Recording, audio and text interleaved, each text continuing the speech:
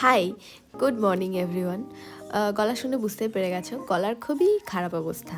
তারপরেও ব্লগ বানানো বন্ধ করা যাবে না, ব্লগ কন্টিনিউ রাখতে হবে। তো সেই জন্য আমি আজকে চলে এসেছি আমাদের বিয়ের শপিং ব্লগ পার্ট 2 নিয়ে। তো এরকম যদি আমি পার্ট ওয়াইজ শপিং ব্লগ দিতে থাকি তাহলে যে কতগুলো পার্ট হবে তার তো কোনো ঠিক নেই। তাই অনেকগুলো দিনের ব্লগ ওই একদিনে জোড়া লাগিয়ে দিয়ে দিলাম। এর আগের দিন যেরকম 2-3 দিনের ব্লগ একসাথে জোড়া লাগিয়ে দিয়েছিলাম, আজকেও ওই 2-3 দিনের ভিডিও ক্লিপ একসাথে জোড়া লাগিয়ে একটা ব্লগ বানিয়ে আপলোড করে দিলাম।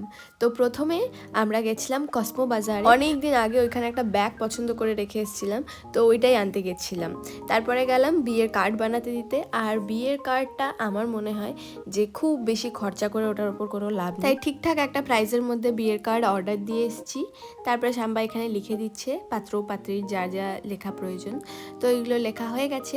এরপর আমরা গেছিলাম ধূপগুড়ি মদনলালে। কিছু ভালো লাগেনি, একটাও ভালো শাড়ি নেই, বেনারসি নেই, কিছু নেই।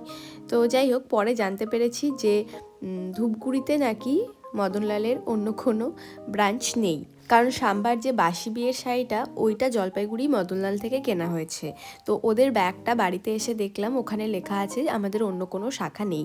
তার মানে ধূপগুড়িতে যেটা আছে সেটা মদনলালের অরিজিনাল ব্রাঞ্চ না, মনে হয়। আমার যেটা মনে হলো আমি সেটাই বললাম, আমি কনফার্ম কিছুই জানি না। এই ভিডিওগুলো প্রায় ওই কালী পুজোর সময় নেওয়া, এডিট করে আর আপলোড করা হয়নি, এখন আপলোড করছি। তো বাজার টাজার করে বাড়ি গিয়ে রেডি ফেডি হয়ে আমরা গেছিলাম জলপাইগুড়িতে ঠাকুর দেখতে।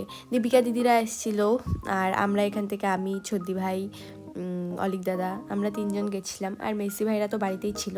তো আমরা মেসি ভাইদের ঘরে প্রথমে ঢুকলাম, ঢুকে তারপর সবাই একসাথে ঘুরতে বেরিয়েছি।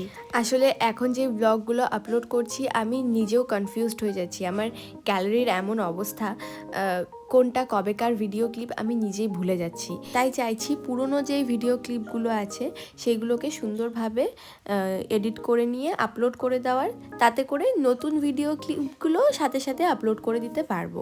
না হলে আবার সেই এখনের ভিডিও ক্লিপ বিয়ের 6 মাস পর গিয়ে আমাকে আপলোড করতে হবে। আর এটা আমার খুব একটা বাজে স্বভাব যে আমি ভিডিও করি ঠিকই, কিন্তু সেইগুলোকে মানে এডিট করে ভয়েস দিয়ে আপলোড করাই আমার হয়ে ওঠে না। তো যাই হোক, আমরা খেতে গেছিলাম, ঘোরাঘুরি করে ডেল প্রীতমে খেতে গেছিলাম। ওইখান থেকে খাওয়া দাওয়া করে তারপরে বাড়ি চলে আসছি। ওই দিন রাতে মেসি ভাইয়ের ঘরেই ছিলাম, পরের দিন সকালে আমরা সবাই আবার বাড়িতে চলে আসছি। আর আজকের ব্লগটা এখানেই শেষ করছি। যদি ভিডিও ভালো লেগে থাকে তাহলে অবশ্যই একটা লাইক করো, আর আমার চ্যানেলে নতুন হলে চ্যানেলটাকে সাবস্ক্রাইব করতে ভুলো না। দেখা হচ্ছে খুব তাড়াতাড়ি নতুন একটা ব্লগে। শেষ।